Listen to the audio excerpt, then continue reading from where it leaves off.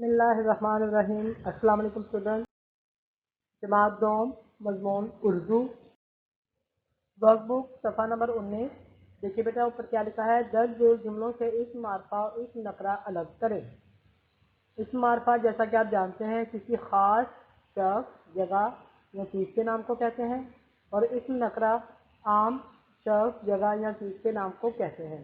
اب یہاں پہ کچھ جملے لکھے ہوئے ہیں اور نیچے دو کالم بنے ہوئے ہیں۔ ان جملوں کو پڑھ کر آپ نے نیچے دونوں کالمز کو فل کرنا ہے۔ اسم معرفہ دائیں ہاتھ والے کالم میں اور اسم نکرہ بائیں ہاتھ والے کالم میں لکھیں گے۔ احمد اور ابراہیم اسکول گئے۔ لاہور بہت بڑا شہر ہے۔ قائد اعظم نے پاکستان بنایا۔ عمر کرسی پر بیٹھا تھا۔ اسلم دریا میں نہایا۔ میں نے کتاب خریدی۔ اب ان جملوں میں سے جو اسم معرفہ ہیں وہ ہے احمد، ابراہیم، لاہور، قائد اعظم، پاکستان، عمر، اسلم۔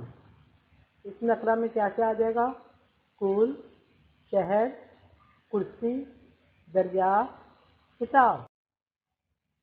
اب دیکھیں بیٹا صفحہ نمبر 20، تقسیم عبارت۔ شیخ عبدالقادر جیلانی رحمۃ اللہ علیہ ماں کی نصیحت۔ ان کے بارے میں آپ نے سنا ہوگا یا کوئی کہانی سنی ہوگی بچپن میں، جیسے مدر سناتی ہیں اپنے بچوں کو۔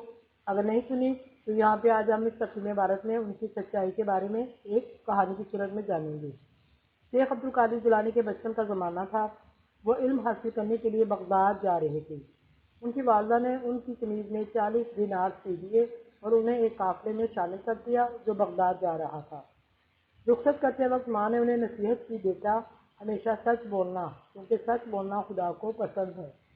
قافلہ ایک جنگل سے گزر رہا تھا کہ اسے ڈاکوؤں نے لوٹ لیا۔ بچہ سمجھ کر کسی ڈاکو نے ان پر کوئی توجہ نہ دی۔ جب وہ سب سے مال چھین کر جانے لگے تو ڈاکوؤں کے سردار نے ان سے پوچھا، کیا تمہارے پاس بھی کچھ مال ہے؟ انہوں نے جواب دیا، ہاں میرے پاس 40 دینار ہیں۔ ڈاکو یہ سن کر بہت حیران ہوا۔ اس نے کہا کہ تم نے اپنا مال بچانے کے لیے جھوٹ کیوں نہ بولا؟ انہوں نے کہا، میری ماں نے رخصت کرتے وقت نصیحت کی تھی کہ ہمیشہ سچ بولنا، کیونکہ سچ خدا کو بہت پسند ہے۔ سردار ان کی یہ بات سن کر بہت شرمندہ ہوا کہ بچے نے اپنی ماں کا حکم نہیں ٹالا اور میں اللہ کا ہر حکم توڑتا ہوں۔ اس نے ساتھیوں سمیت توبہ کی اور قافلے والوں کا لوٹا ہوا مال واپس کر دیا۔ اسی پیراگراف کو پڑھ کر بیٹا نیچے کچھ سوالات ہیں، ان کے جوابات آپ لوگ دیں گے۔ شیخ عبدالقادر جیلانی کس مقصد کے لیے بغداد جا رہے تھے؟ تو جواب ہے علم حاصل کرنے کے لیے جا رہے تھے۔ سوال نمبر 2، ان کی والدہ نے انہیں کیا نصیحت کی؟ جواب ہے ہمیشہ سچ بولنا، کیونکہ سچ بولنا خدا کو پسند ہے۔ سوال نمبر 3، قافلے پر ڈاکوؤں نے کس جگہ حملہ کیا؟ جواب ہے ڈاکوؤں نے جنگل میں قافلے پر حملہ کیا۔ سوال نمبر 4، شیخ عبدالقادر جیلانی کے پاس کتنے دینار تھے؟ جواب ہے 40 دینار تھے۔ صفحہ نمبر 21 دیکھیں میرا تخلیقی کاوش۔ عنوان ہے ہمارے پیارے نبی صلی اللہ علیہ وآلہ وسلم۔ یہ ڈائیگرام سامنے آپ کو نظر آ رہی ہے، اس میں کچھ نکات دیے گئے ہیں۔ آپ نے انہی نکات کی مدد سے کچھ جملے بنانے ہیں اور اپنے تخلیقی کاوش کو ایک مضمون کی شکل میں مکمل کرنا ہے۔ پہلے ہم ان پوائنٹس کو دیکھ لیتے ہیں، کون کون سے پوائنٹس ہیں؟ والد، موضوع خاندان، بچپن، صادق اور امین، آخری، قرآن مجید، نام، بھوکوں، والدہ، مکہ۔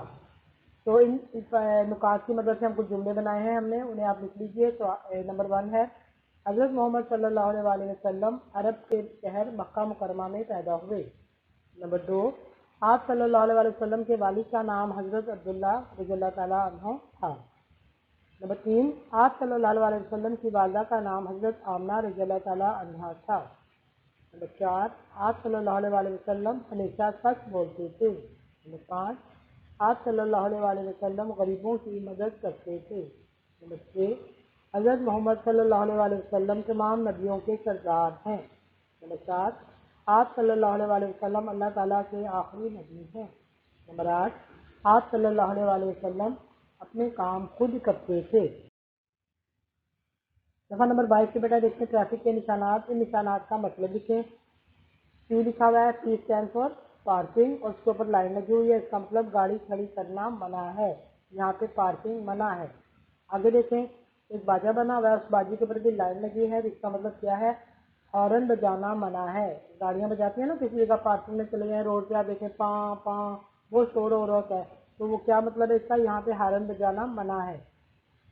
آگے دیکھیے سینٹر میں کیا ہے، ایک ایرو بنا ہوا ہے جس کا رخ جو ہے وہ بائیں طرف ہے، تو یہاں پر کیا نشاندہی کی جا رہی ہے کہ اگر آپ گاڑی میں جا رہے ہیں تو آگے جا کر بائیں طرف مڑیں۔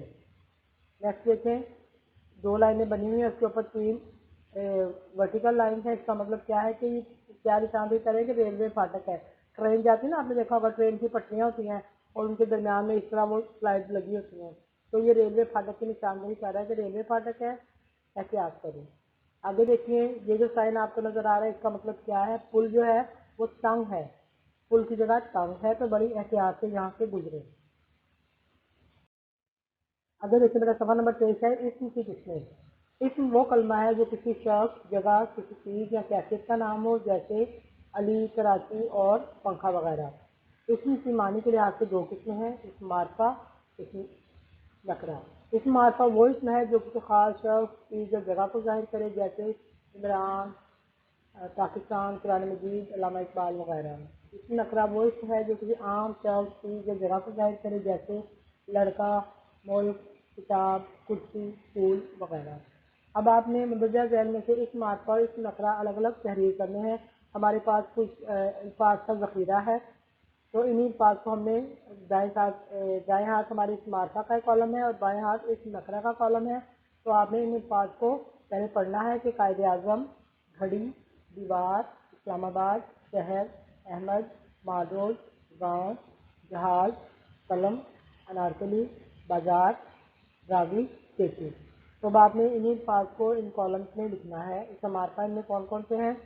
انارکلی، قائد اعظم، اسلام آباد، احمد، مادوز، راوی، کیونکہ یہ سب نام کسی خاص بازار، شخص، جگہ یا کسی روڈ کی یا دریا کی نشاندہی کر رہے ہیں۔ اسی نقرہ میں دیکھیں، شہر، گاؤں، گھڑی، جہاز، قلم، بازار۔ اپنا بہت زیادہ خیال رکھیے گا۔ اللہ نگہبان۔ اللہ حافظ۔